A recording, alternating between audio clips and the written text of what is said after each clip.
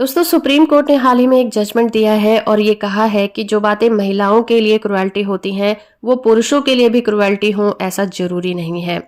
Justice Sanjeev Khanna और justice MS. Sundaresh की bench ने इस केस में क्रुएल्टी को सही ढंग से डिफाइन किया और ये कहा कि जो एक व्यक्ति के लिए क्रुएल्टी है दूसरे के लिए भी क्रुएल्टी हो, ऐसा जरूरी नहीं है। और हर किसी कोर्ट को ये बात ध्यान में रखनी चाहिए, केस की कंडीशन को देखते हुए ही किसी व्यक्ति पर क्रुएल्टी का इल्जाम लगाना चाहिए। सुप्रीम कोर्ट ने एक अलग रह रही पत्नी द्वारा डाइवोर्स की मांग वाली याचिका को इजाजत देते हुए ये बात कही।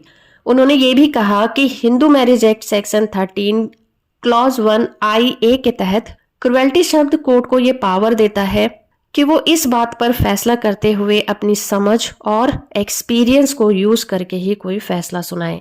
बेंच ने कहा कि किसी भी मामले में जो बातें पत्नी के लिए क्रुएल्टी हैं, वही बातें पति के लिए भी क्रुएल हों, जरूरी नहीं हो सकता। कोर्ट ने हिंदू मैरिज एक्ट 1976 के अमेंडमेंट की बात की और कहा कि इस अमेंडमेंट में सेक्शन 13 और सेक्शन 13A में IA पार्ट को जोड़ा गया था, जो कि डाइवोर्स के अलग अलग ग्राउंड को बताता है। इस अमेंडमेंट का पर्पस था डाइवोर्स की मंजूरी को सॉफ्ट बनाना। डाइवोर्स का जो लॉ है वो मेन रूप से आरोप पर आधारित है, क्योंकि डाइवोर्स का जो लॉ है वो मेन रूप से आरोप पर आधारित है और डाइवोर्स के मामले में उसे प्रूफ करना याचिकाकर्ता के ऊपर है। यानी कि जो केस फाइल करेगा, जिसे डाइवोर्स चाहिए, वो ही प्रूफ करेगा उसे डाइवोर्स किस ग्राउंड पर चाहिए।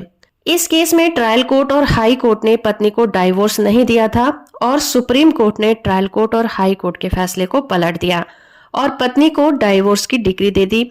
और सुप्रीम कोर्ट ने यह भी कहा कि इस केस में ऐसा कहीं से भी नहीं लगता कि पति पत्नी एक दूसरे के साथ रहना चाहते हैं, इसलिए जबरदस्ती किसी को किसी रिश्ते में रखना भी ठीक नहीं है। ये कहकर उन्होंने पत्नी को डाइवोर्स दे दिया।